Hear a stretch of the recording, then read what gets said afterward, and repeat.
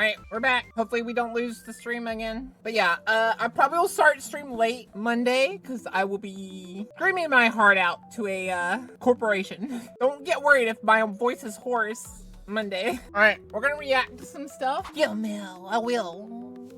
I will show them the bottomless pit that is my soul. And it will stare back at them and say hello.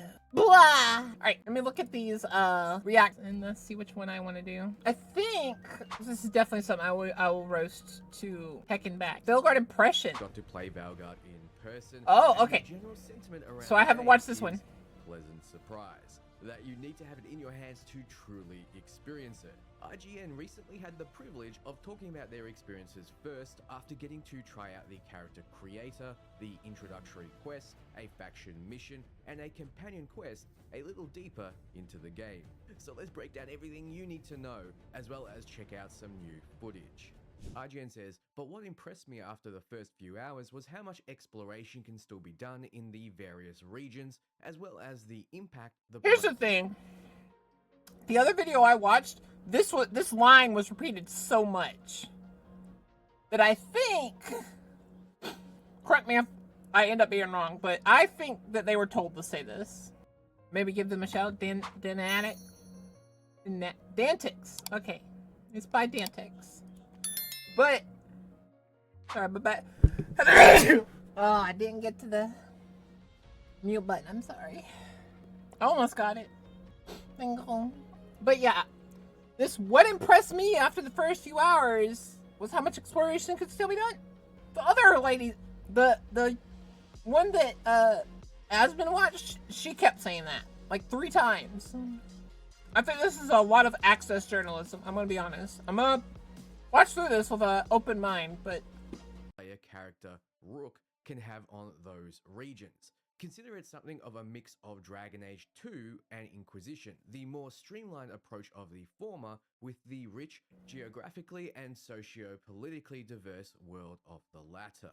This confirms that yes, there will be major branching decisions that will impact the world. Do you save one faction or another kind of choice, which will then reflect on the region itself? I like the idea of an expanded, streamlined approach of 2 with the richness of Inquisition because that's what those did well. Dragon Age 2 felt a bit rushed in its content, where Inquisition felt a bit bloated in its effort to be expansive. We also see a conversation with a Canary Rook and Lucanus, a float option. I admire your courage. I admire you.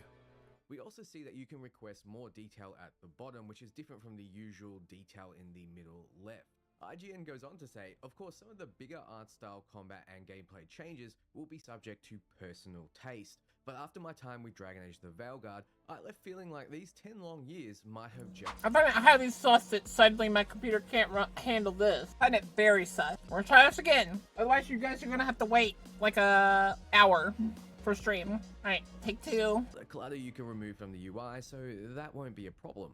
But I agree with a lot of you in that the choice of art style isn't my favorite in the series. However, that's not why we play Dragon Age. And after hearing a lot of people saying they enjoyed their time with the game, I'm even more hopeful, even for the combat, which some have already dismissed. Though, if you really want to experience games in all their glory, I'm celebrating being close to 250,000 subscribers by giving away a ton of prizes, including a 4090, consoles, games, and more. So enter at the Gleam link below and keep an eye out during this video for a purple code word. Alright, back to it. IGN says, I largely played mage and rogue builds during my hands-on time, and I also quickly started to lean on certain companions' abilities. For one, the mage healing ability was essential. For one particularly difficult revenant, I basically established a pattern where I was only using Balara's mana to heal me, dodging and playing it safe when it got too risky. Wait, is this the same person? This is exactly what she said. Maybe he watched the IGN and she just read from her script. In which case, that really makes me think that that was access journalism. Low time was also one I kept returning to, offering a bit more control on the battlefield when the situation got fast-paced. As for glass cannon builds, you'll want to have a warrior around to taunt your enemies out of your way. Now, take this with a grain of salt. What we've learned from IGN videos in the past is they generally love games but aren't so good at them, sorry to say, at least when they're previewing. We might equate this to them focusing on absorbing the information around them rather than getting the best results. It's not easy to perform with the cameras on after all. But I very much doubt that Ballara's heal is essential, so don't think you absolutely need a healer on your squad. It just may make some fights safer having a healer and or tank, though the devs have mentioned multiple times you won't need either and can build the way you want. IGN also says they use Ballara's mana to heal, when she doesn't use mana to heal. Instead, she uses a cooldown. So immediately you can question if they were playing correctly because they could have been using other spells as well. IGN continues, but combat aside, your dialogue choices, your Rook's background tied to one of 6 factions you can choose, and the consistent decisions you make are immediately important, which shouldn't be too surprising for fans of BioWare games. The dialogue wheel is back, of course, as is the approval-disapproval system, but I was surprised to he's see roasting that the review. actually expands on the consequences of some of your dialogue choices in very clear terms. It's a variation of the so and so will remember that system, but more specific. Take, for example, my first confrontation with Solus. I chose a more sarcastic, humorous approach with him, and at the end of our confrontation, text on the side of the screen informed me that I have traded verbal jabs with Solus. It was far from the only occurrence of this sort of text, and leaves me curious as to how your relationship with various characters will build and branch out over time based on your attitude. We expected BioWare to include the typical approval and disapproval system in games, but what is refreshing is seeing that with Solus, it's more specific than just like or dislike. Trading verbal jabs being recorded means that perhaps he'll bring something up next time you don't take him as seriously, or even trade jabs back with you and start to pull the stick out of his bottom. In the footage, you also talk to Varric and he notices that you like action more than words based on your response, meaning that with non-companion characters, there may be more drastic changes in how they respond to you in the future. We can see if we pause a very clear choice between what Nev says and what Harding says. In these cases, it's obvious who will approve and disapprove, but it's not going to be this black and white most of the time. Then we have the obvious flirt options represented, so you don't accidentally lead someone on. IGN says, speaking of consequences, it quickly became clear to me that there would consistently be tons of choices in the Veilguard that will have lasting results. It probably seems like I'm stating the obvious here, but I get a sense that even more of these kinds of choices might be peppered throughout than the usual BioWare game. Right at the beginning, for instance, I made a decision that led to Harding getting injured. She remained bruised up for the remainder of The only thing that seems interesting, I'll be honest, the only thing that seems interesting is the dialogue options. That's the only thing reminiscent of Dragon Age. Hey, go! I did. It's the only thing that seems reminiscent of... I did, because I love you. One thing I don't know how. We're gonna hope that splitting these up will help. We're gonna hope. Because right now, somehow the GPU is at 60%. When it never gets that high with just VTube Studios and OBS. But we will continue. I'm sorry, guys. Of the next couple of hours. I felt like a real jerk about it, and that was probably the point. Dragon Age the Veilguard seemed to be telling me right from the start that I'm gonna feel like a jerk a lot. Without spoiling too much, you'll be able to see your progression and choices in the environment around you as well. So this leads me to believe that Harding's face will get better. Whew. Many were worried that someone hurt her and she stays like that the whole game, but thankfully she's just injured because you let a pillar drop on her. This means that if you choose Nev instead of Harding, Nev will be damaged because of your actions. So are you Team Nev or Team Harding? BioWare have focused on the story in this game, and that does mean that choices won't be black and white. It might be a case of the ethical trolley problem, except pulling the lever kills different people or levels the town, for example. IGN says, as mentioned earlier, one of my biggest worries was that the Veilguard could end up being more linear in its approach, trading branching gameplay for a straight line, and sure, the opening hours, essentially the tutorial zone, are a little railroady save for a couple of key decisions you have to make, but once you're past that and more established within Act 1, you're much more free to tackle quests as you please as you unlock more and more regions. I gotta say, it just feels very rehearsed. You do this via the Crossroads. Review. For those who aren't brushed up on their Dragon Age lore, it's a nexus between the waking world of Thedas and the metaphysical realm of the Fade, through which the ancient elves will travel through magical mirrors called Alluvians. Now you can use the Alluvians for the same purpose, and to unlock new regions, you have to fight through certain areas of the Crossroads before you can start fast traveling to them. Unlocking said regions opens up a vast network of areas, and not unlike past Dragon Age games, they're dramatically different from one another. Take for example the Alathan Forest, a gorgeous, colourful region. And you're gonna see what I mean by a scripted review and stuff in a second. She just talks about how, oh, and if you were worried you wouldn't get your dark fantasy. Whose aesthetic greenery with elven magic. You can see nugs burrowing into the grass, magical artifacts abound, and there's a vast variety of nature to simply admire. You're hit with a massive tone shift when you head to Hosberg, currently under siege by the Blight. Here is where you'll see some of the more horror-inspired aesthetics and, frankly, some of the grosser aspects of the Blight. While the Veilguard's tone certainly leans more high fantasy in places like the Crossroads, don't worry, those who miss the gore and dark fantasy of Origins will find that too in places where the They're trying to appeal to everyone with this review. It just feels like you're mentioning everything, and you're like, oh, don't worry, this is here too. Light has spread, but I couldn't help spend a lot of my time just running about in Traverso. When Origins wasn't really dark fantasy. Yeah, like that too. The Fade in all the games is pretty bad. Origins probably did it the best, where it wasn't really super long. It was just like how what's the word? Can't think of the word off the top of my head. But basically, hi Waylon, thank you for the follow. Thank you. Got some juicy tea. I like juicy tea. Wait, what? But the Fade is supposed to be kind of difficult, but all the other games have done it like terrible.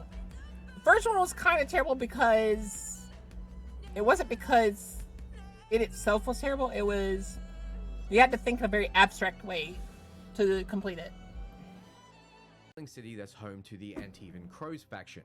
For one thing, a lively city feels like a novelty in Dragon Age, but there was simply so much to explore that I kept getting sidetracked. A merchant with unique items here, a new quest to pick up over there, a random combat encounter here. And that's when I wasn't looking around for a cat or dog to pet, because yes, you can pet the cats and dogs. And this is starting to feel... I used to love when I saw that.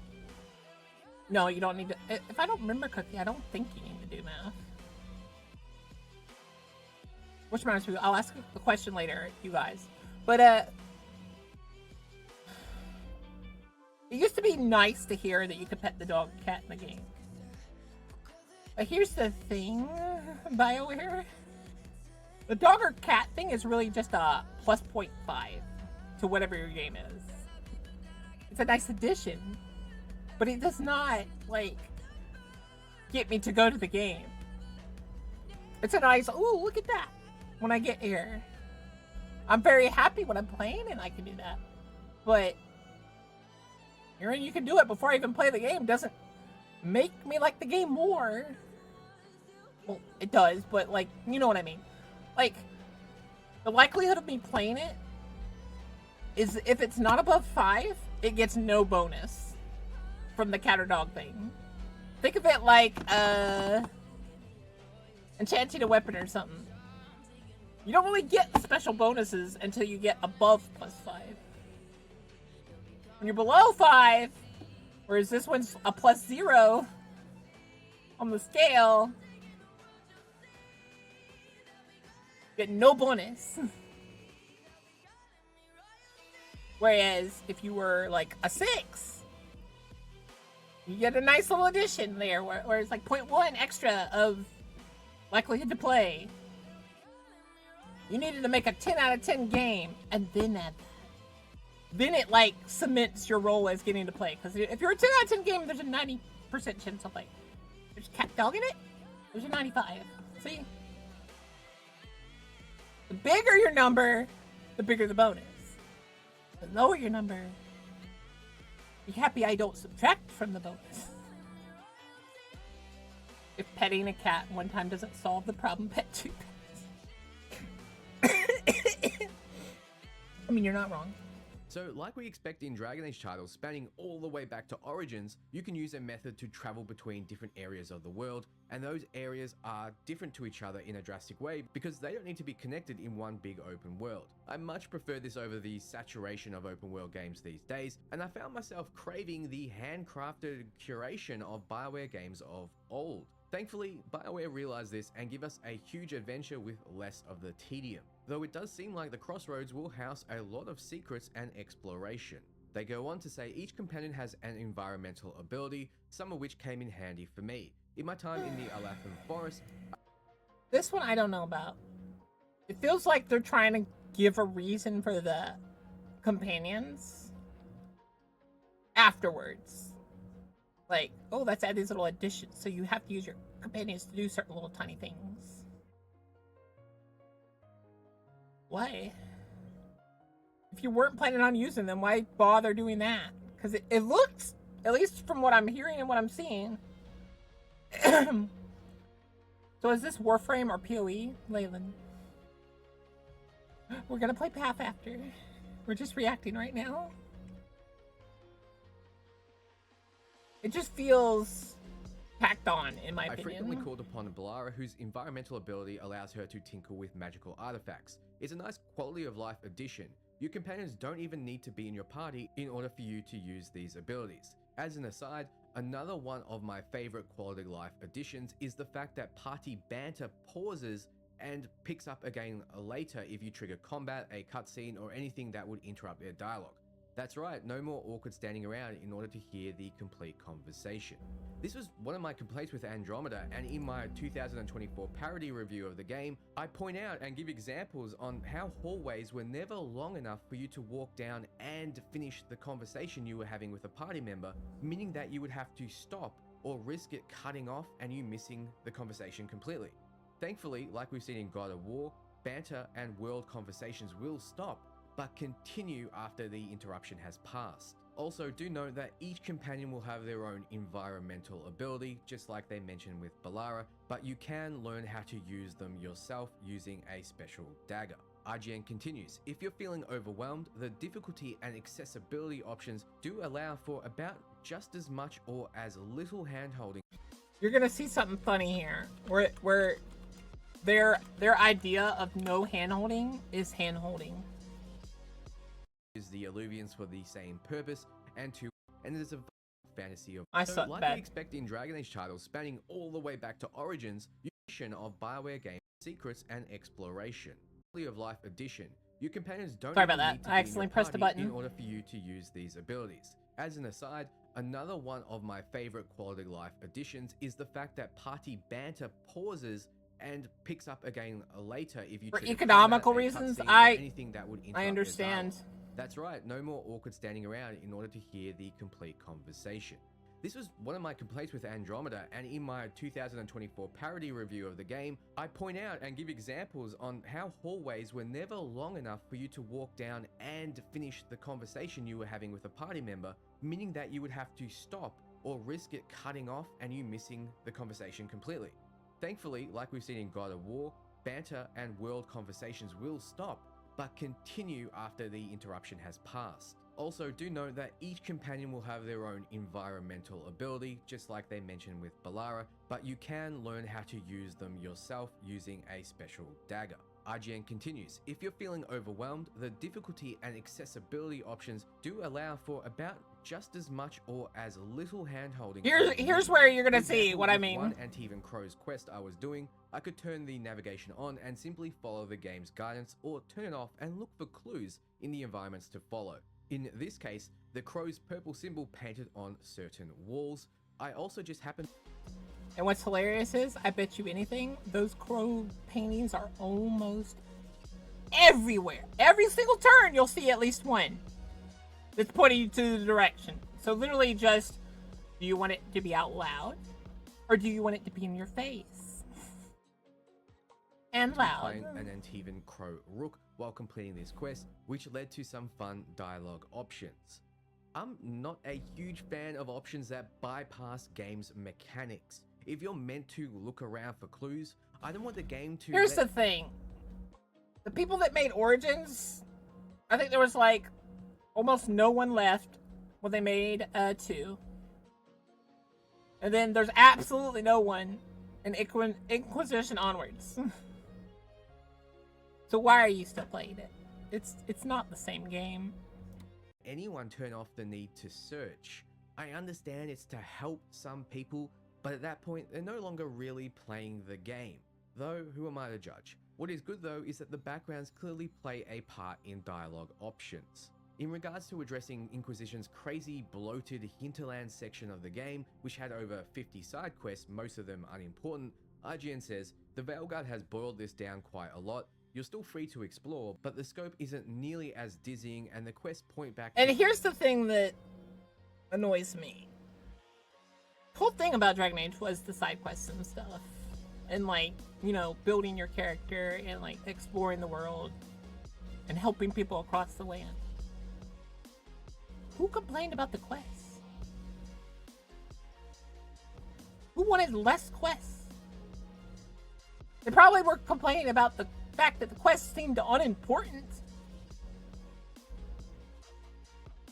The main story, a region or faction, or a companion. Yeah, like, yeah, I remember that, right? It was, most of them were on to, but they didn't get even half the amount of time. But like, what did you expect from EA? Let's be honest here. Another clear reaction to criticisms of Inquisition are our villains in Veilguard. The two elven gods feel much more present throughout the events of the early game than Corypheus, the frankly lackluster baddie of Inquisition. Frankly, Corypheus... I don't even know who Corypheus is. That'll tell you how much I played the big Inquisitions. Thing I noticed here is people complain about apparently Corypheus not being around much until the end game. Kind of the same thing with Origins though, isn't it? You weren't really... The Blight was everywhere. So it was always around, but like the actual big bad wasn't until really near the end. You were more focused on like side effects of the Blight. Was a terrible villain. Solus was actually the true villain, but you needed to have the DLC to really see that, and the game could have done a better job creating tension there. However, it's good to see that the Veilguard... If he was a talking Darkspawn, then yeah, that's the exact same as the first one. Like, Darkspawn were everywhere, but there was no real big bad until like halfway through the second part of the game. You started hearing about the dragon and stuff. knows that a great antagonist or you knew about the dragon, in this case, but... make a good story. IGN go on to say, the lighthouse will be likely the most important location of the Veilguard, serving as a hub for you and your companions. Each one of your companions has their own room, and conveniently, a light shines outside the door when they have a cutscene available. Once you get further into Act 1, it certainly starts to feel more Gentleman callers, anyone? lived in, and you can discover some pretty charming character quirks. For example, I found that Manfred, Emmerich's skeletal assistant, enjoys spending time on the balcony, and I even got a few games of rock, paper, scissors in with him. So if you ever wanted to play rock, paper, scissors with a skeleton Matt Mercer, you can. I like the idea that The only thing going for this game is they got Matt Mercer Voice the character. That's literally all you have going for your game at this point. That's the only thing that I learned that I like. And you know what's hilarious? The second he's available, I would probably stop playing the game and just play around with him. Scenes you won't want to miss are highlighted, meaning that those who don't obsessively check in on companions after every little activity like I do won't miss major content unless they want to. Though flavor-wise, it's like hitting the stewardess light on a flight. It's a bit odd for a companion to do if they want attention. I would have preferred them to approach you in Chat, shut up.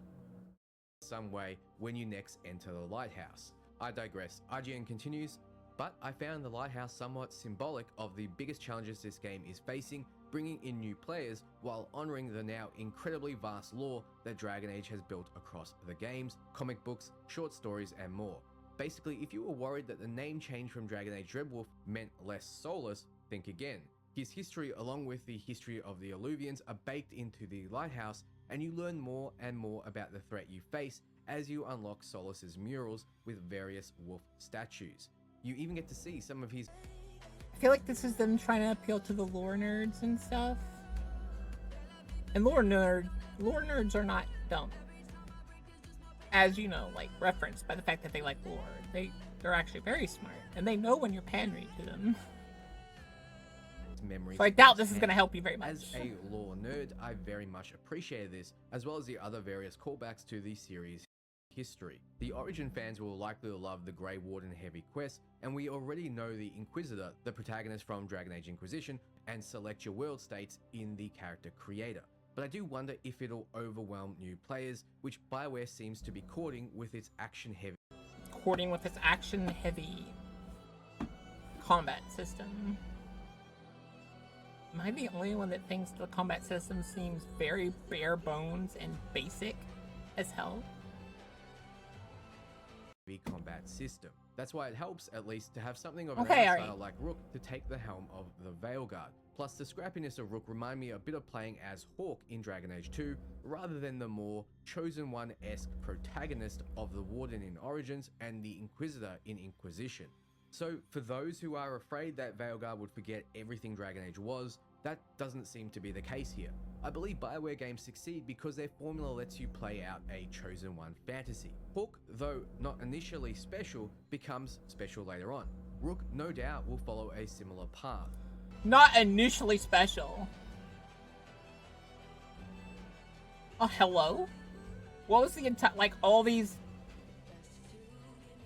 like, things where they showed the early part where, oh, he's beating up all these people by himself, and oh, he's the answer we need, and stuff like that. What? Hello? Though I'm left wondering what his special MacGuffin will be, besides of course having Solar's Silverhand in his head. So that's everything. What do you think? More or less excited? Let me know below. If I missed anything, I'd love to hear it as well. Be sure to enter the competition, and for everything Veilguard and RPG, you're in the right place. I like that he kind of roasted it. I feel like he was a bit soft on them, I'll be honest. I'm gonna say it's still like a 1 out of 10. It went up 1 point for the Matt Mercer thing. Good job. Arguably a worse score. Matt Mercer's the whole reason I've started thinking about being a voice actor. Not one yet. BioWare revealed all of the voice actors for Rook and our companions. I swear this man is in literally everything. Be honest, you might have a decent chance to wait till 3 a.m. How hurt are you? How what? How hurt are you? How hurt? No, how hurt? How hurt? Hurt! Nine hit points. How hard are you right now? Scale of like spruce to oak. You know, Jenny stays hard. That was a pretty funny part of the... He sometimes has problems with his enunciation because he's like doing so many voices and changing up so many things and stuff, and you gotta love it. You gotta love it. You gotta love it. It's Matt. Ready. His embarrassment is palpable, and you can tell. Alright, let's play some Path. My brain died for a second. You saw it happening, right? You saw where it started loading?